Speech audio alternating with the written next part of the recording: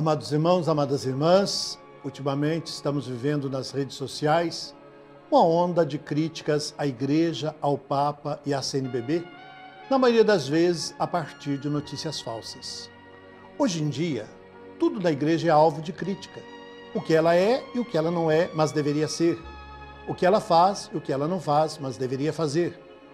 A Igreja é criticada de fora e de dentro, pelos progressistas e pelos conservadores, pelas suas doutrinas e pelas suas práticas. Dependendo dos lugares e pessoas, são exigidas da Igreja opções e condutas contrárias. Para uns, a Igreja deveria ser a Igreja da fraternidade e do amor, e é uma instituição fria, autoritária. Deveria ser a Igreja da participação e corresponsabilidade, e é uma Igreja dogmática. Deveria ser a Igreja do diálogo e da compreensão, e é uma Igreja doutrinária e clerical. Deveria ser uma igreja servidora e pobre, e é uma igreja poderosa e rica. Para outros, a igreja deveria ser o lugar das certezas e da segurança, das posições firmes e imutáveis, e é uma igreja mundana, que muda conforme os ventos da moda. A crítica, meus irmãos e minhas irmãs, no sentido amplo de discussões e conflitos, sempre existiu na igreja. Os cristãos da igreja antiga e medieval percebiam as limitações, incoerências e infidelidades da igreja e as criticavam às vezes mais duramente do que os cristãos mais críticos de hoje. Porém, as críticas não afetavam sua lealdade eclesial, não se escandalizavam como nós hoje, nem eram tentados a viver a fé cristã, independentemente da igreja histórica concreta, fora dela ou contra ela. A crítica aos papas, aos bispos e ao clero foi exercida por grandes teólogos e santos, mas sempre com muito respeito à instituição e à função. Na verdade, tanto o católico de tendência tradicionalista quanto o católico de tendência progressista são idealistas, por sonharem com uma igreja totalmente pura. No fundo, as duas posições concebem a igreja como uma grandeza externa aos cristãos que a formam. Negam na prática que a igreja que existe concretamente, a comunidade da qual são membros os cristãos reais, inclusive eles mesmos, é e será sempre a igreja de pecadores, que deve ser incessantemente perdoada e purificada pelo amor de Deus. Uns criticam a igreja a partir de um amor sincero, mas ferido ou desiludido. Outros a agridem por desprezo ou menosprezo, por ignorância ou má fé. Diante das críticas, é necessário encontrar as motivações profundas dessas reações, tais como a irritação, a agressividade, o desânimo e o ceticismo. As limitações, falhas e incoerências da igreja, no passado e no presente, são inegáveis. Com razão, foram e devem continuar sendo criticadas. Mas ainda que sejam verdadeiras e pertinentes, as críticas não põem em questão a essência nem a existência da igreja.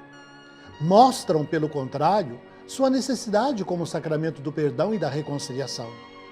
Alguns criticam a dimensão institucional da igreja como sendo um mal necessário, por limitar a liberdade das pessoas. Sem dúvida, as instituições delimitam o espaço da liberdade do indivíduo, mas não a escravizam, nem a diminuem. Antes, elas criam as condições para que a liberdade possa ser exercida e desenvolvida. E uma prova da necessidade das instituições é que quando elas são destruídas, é destruída também a vida social, as formas de convivência, de comunicação, de entendimento e de participação entre os homens.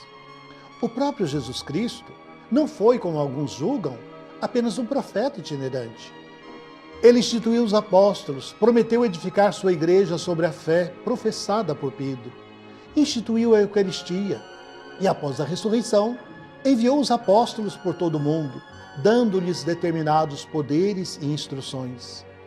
A fidelidade à igreja não nasce da obrigação, pura e simples, mas da adesão livre e amorosa do fiel.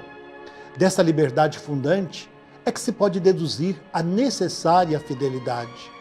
Nesse sentido, a fidelidade à igreja é necessária, porque a igreja somos nós e, por conseguinte, somos responsáveis de alguma maneira por ação ou por omissão, pelas falhas e infidelidades que criticamos. Diante dessa responsabilidade, alguns se distanciam ou se separam da igreja real, julgando-se justos e puros.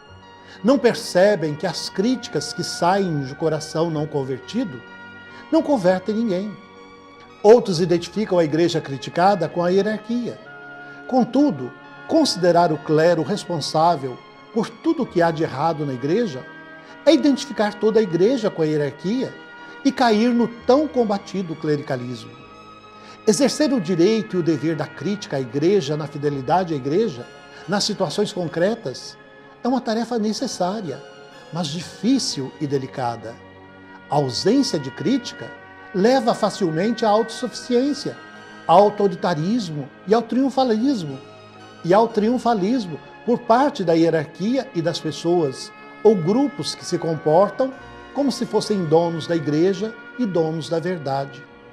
O excesso de crítica, por sua vez, corre o risco de romper os vínculos de comunhão na igreja, de ferir a fraternidade e de conduzir finalmente ao desânimo e ao derrotismo. Segundo Karl Rahner, para que a crítica seja responsável e construtiva, deve obedecer a certas condições. Primeiramente, deve ser crítica em relação a quem a faz. Deve ser uma crítica competente no assunto criticado. E deve ser praticada com respeito às pessoas. Para que a crítica à igreja produza frutos de conversão e de renovação na igreja, são necessários certos pressupostos e modos de proceder. Álvaro Barreiro indica os seguintes pressupostos. A crítica deve nascer do amor e da esperança. Deve acolher o amor de Cristo e amar a Cristo. Deve crer que o Espírito Santo não abandona a sua igreja. Ainda segundo ele, os modos de proceder são os seguintes. Olhar de frente toda a realidade, sem subestimar nem supervalorizar a crise atual. Superar o falso confronto entre conservadores e progressistas.